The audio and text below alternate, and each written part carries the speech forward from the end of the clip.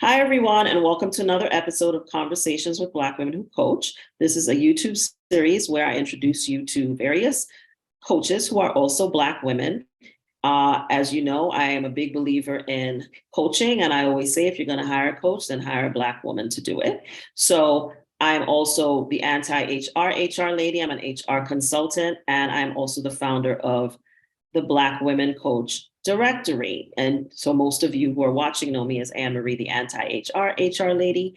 Thank you all for being here. Today, I am talking to Coach Karen Hewitt, who is an executive leadership coach. And thank you for being here, Karen. Tell us a little bit about yourself and what you do. Thank you for having me, and thank you for all the work you do on behalf of and with Black women. I do a lot of executive and transformational leadership coaching that does entail some small business coaching for those who are looking to expand their careers outside of maybe corporate or nonprofit work. A lot of my executive leadership coaching is in the nonprofit space, but I work with folks around their leadership styles and how they connect with their supervisees and mentees and how to show up in their full power. What inspired you to do this kind of coaching and to be a coach in the first place?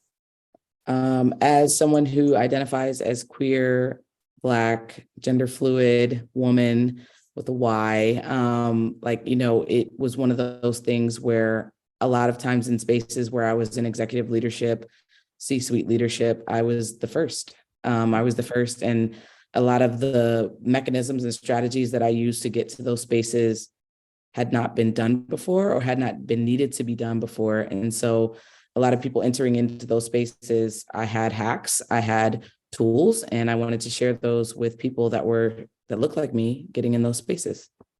Well, it never is easy to be the first or the only, as someone who has been that many, many times in my professional career. And it's interesting because I spent 20 plus years in the nonprofit sector myself. Mm-hmm. So yeah, it is not easy when one of us is the first or the only.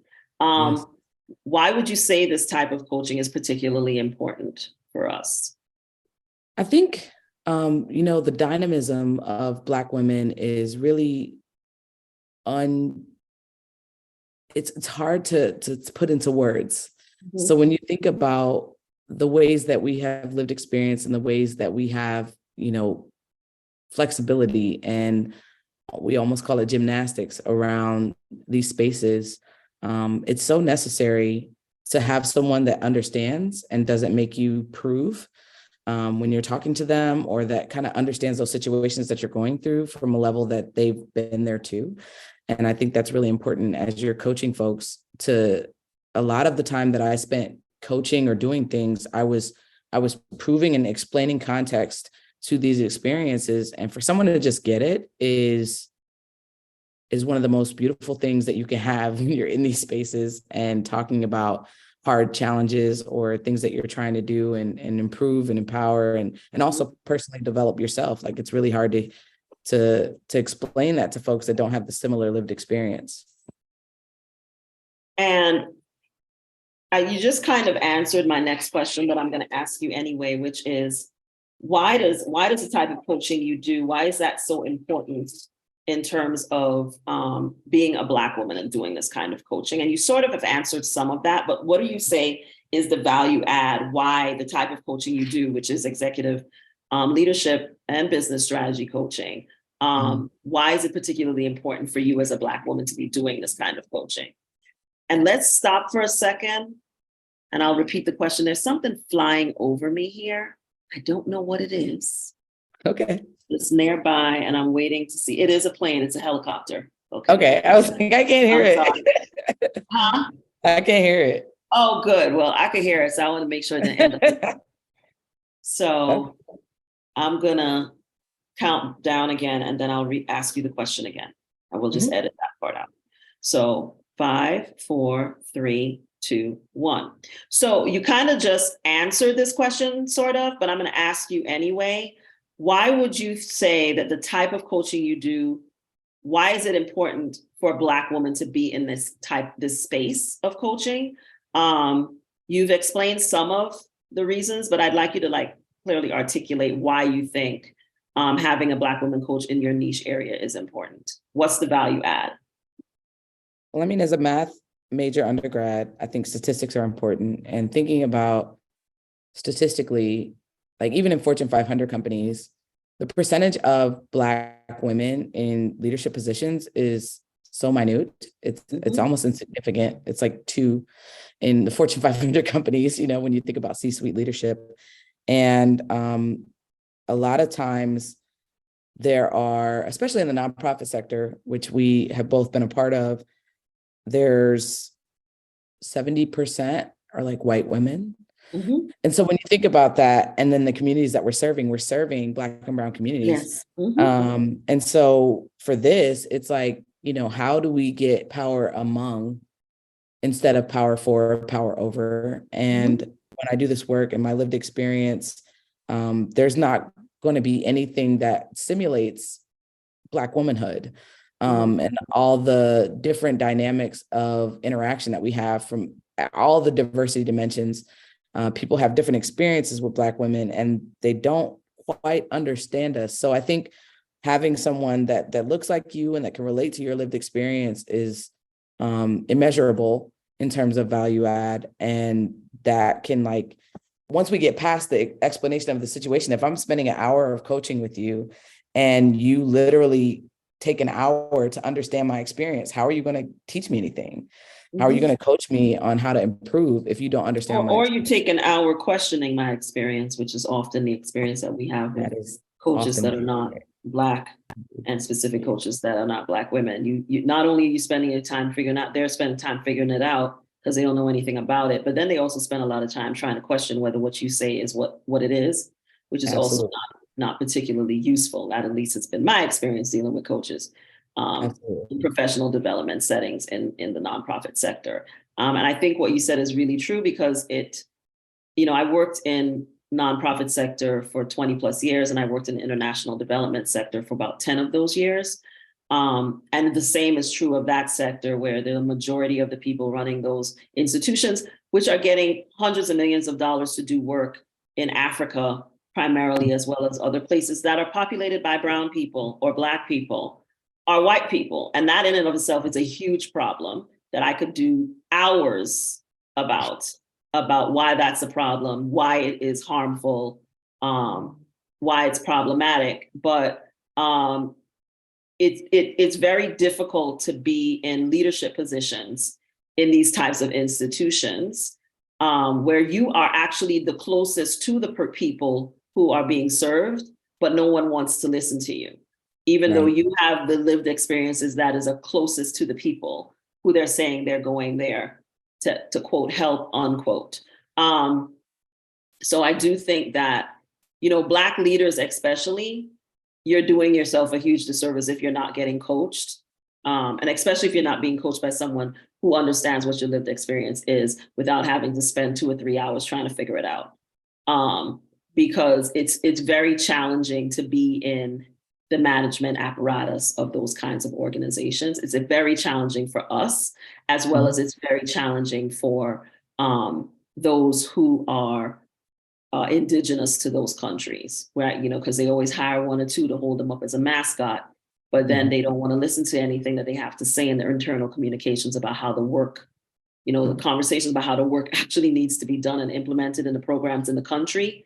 They don't want to listen to the Black and brown voices, even in their own management, right? They want to only listen to their voices. So it's very challenging to navigate those things. And I think it's really difficult to do it if you don't have coaching, you don't have any mentoring. It's really hard. What qualities would you tell a potential client that they should look for in a coach who does the kind of work that you do? I think the first thing, I want to go back a little bit to what you were saying earlier around coaching, and we should be getting coaching, like that's a thing. But statistically, in white dominant institutions, white folks will get a professional development plan, and then Black and brown folks will get performance improvement plans. Performance improvement plan, And so when we think about that and like the access to resources, the access to opportunities, I think you want to look at what that coach has experienced and what they've experienced. I think you want to look at their framework. Maybe they have a website or something like that. I use the transformative justice framework.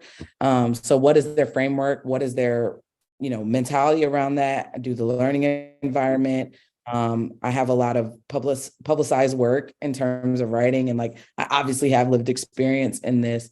And I think sometimes that the challenge can be that when you have Black leaders in those C-suite positions, as you were just talking about, and we're getting put in there as a mascot, sometimes people will subscribe to white supremacy culture. They adopt it. Not only will they subscribe, because it's something, if anybody that follows me knows I talk about this all the time. Yep. I had a video I just put up saying sometimes to be your own people. Right. They will perpetuate and protect and promote white supremacy because because they are expected to do so, because I always say at the end of the day, all roads lead to white supremacy.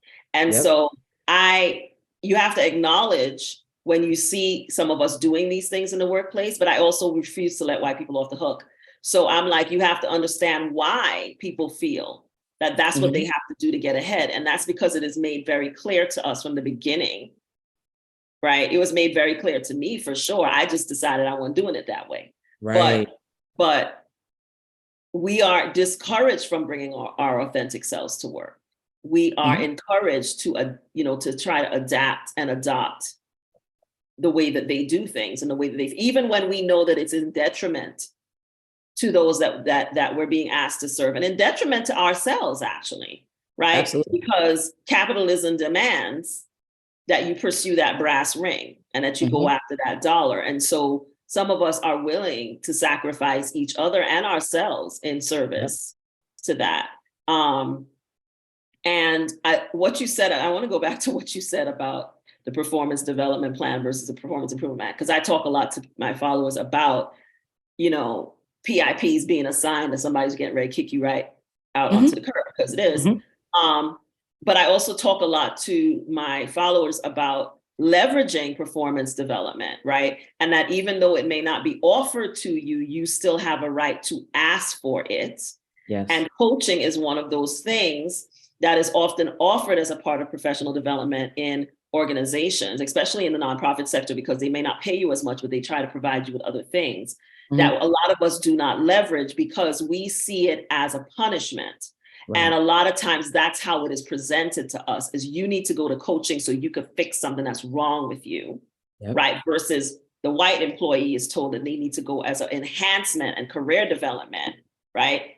And it's treated that way in terms of decisions about promotions and job progression. While for us, it's used as a reason to not give us promotions and job progressions. So those of us who are resistant to coaching are that way for a reason.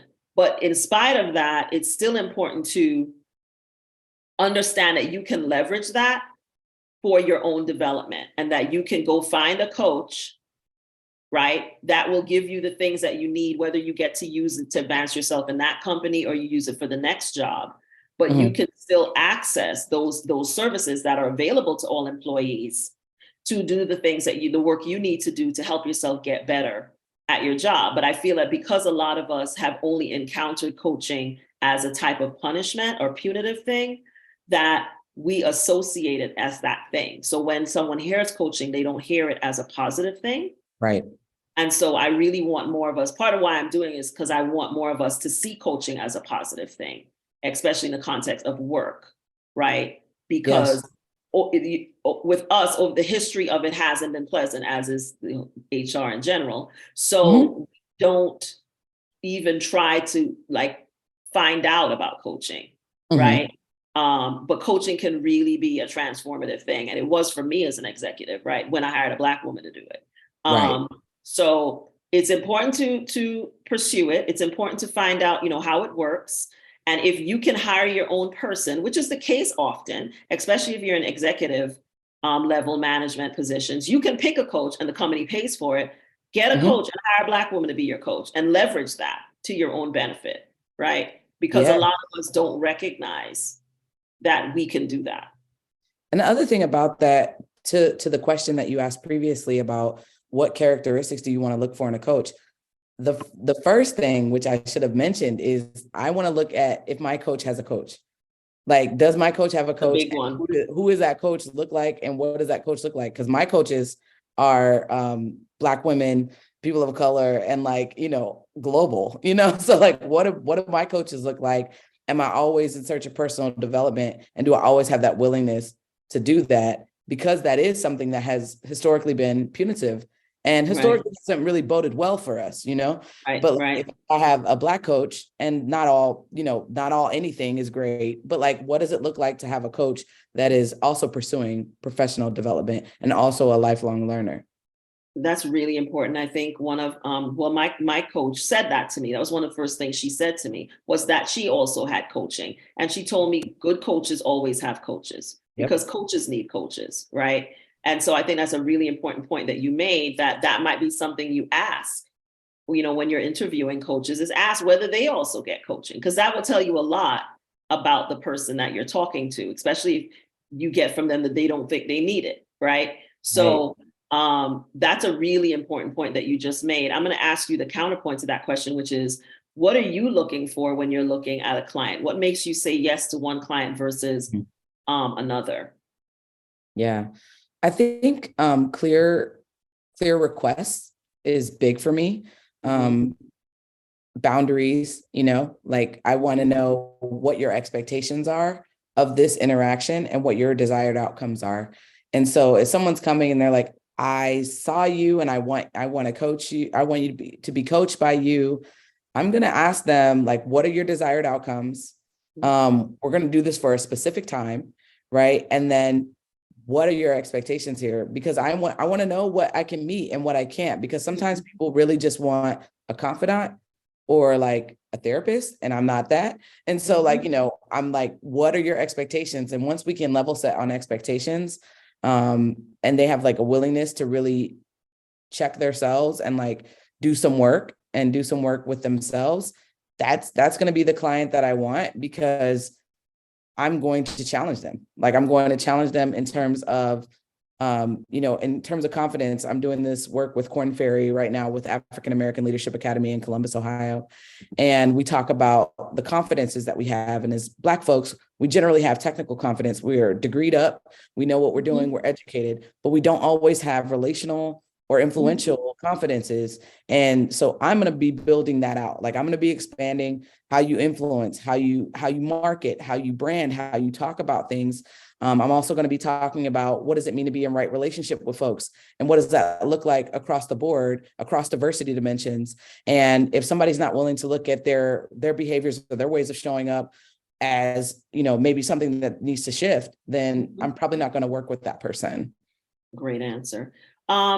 Tell us a little bit about how people can work with you. So Karen's contact information is going to be in the link in the description section of this video. She's a member of the Black Women Coach Directory, so you can also find her there. But Mhm. I always like to still give you an opportunity to tell people how to find you, how to work with you, any projects you're working on that they might be interested in participating in. So please tell us, you just mentioned Korn Ferry, but please Mhm. tell us a little bit about what you're up to, so if people want to work with you and reach out to you, they can do that. My most recent and dearest project is my podcast with, it's called The Culture Review. And that's really where I get into some delightful conversations with people who, my experience of the pandemic is that people have tightened up, they're dysregulated, they're activated, their nervous systems are activated. I do a lot of work in nervous system regulation and showing up in the ways that you want to show up as ideally your favorite self. Best self to me feels professional, performative, right? But like, favorite self is like who you like when you're the only one with yourself. And so I've done some podcasts and I really enjoy that work. You can follow me on IG or Instagram at The Culture View. And a lot of that work is conversation and open conversation around how we want to show up. What does it mean? Like, what's happening when we are actually showing up as our favorite selves? And you can DM me there. There's a website called culturereview.com. You can go there and you can book me or talk to me in that way. It sends you right to my email, but I'm really easy to get a hold of. And I think it's all about timing. timing and where you're ready to go. And if you want to take things to multiple levels of expansion and transformation, then let's talk. My last question for you is, what is one important thing you've learned about yourself through coaching others? It's my favorite question. Oh, I am a mirror. That is the toughest one. I am a mirror. And so every time one of my mentees or somebody I'm coaching is going through something, that shows up in my life as something that gives me like tools and lessons and lived experience to share and wisdom. And the only way is through. And so when I'm mirroring something or someone's experiencing something, I wind up having similar lived experience, and it makes me grow again every single time I coach with someone. And so that's something where I'm like, all right, I have to be intentional around this. If I'm going to choose to coach someone, I'm going to journey with them. I'm going to journey with them on whatever they're going through. And I think that's a intentional and conscious choice. And it definitely causes, people may call it shadow work or, whatever that looks like, but I'm definitely always being faced with the work that they're going through, but it's work that I needed in the first place. So that's something is like, I'm always growing, and it can be really personal and feel really attacking for things to come up with me. The work I do, I feel that sometimes as well. Mm-hmm. Because you then have to relive certain things that have happened as well with you. And you get to find out what you have resolved and what you have not resolved. Because, people know I work with helping my clients who are predominantly Black women, navigate discriminatory hostile work environments and escape them with a check is the goal. And it's hard work. You know what I mean? It's hard to sit and listen to people's trauma. Because it makes you relive your own stuff. And then you have to make sure that you've dealt with your own stuff. And that you're not, also putting your stuff onto other people, and that you're giving them the best advice in spite of what your own, experience and so on is. So it is but you also learn through that process as well. So it's very helpful, but it does make you see your own things and your own stuff. But I find like by helping people do these things, I also am helping myself. So it's always a good experience that way. Karen, it has been very nice to meet you. It's great to find. I love meeting the people who are in the directory.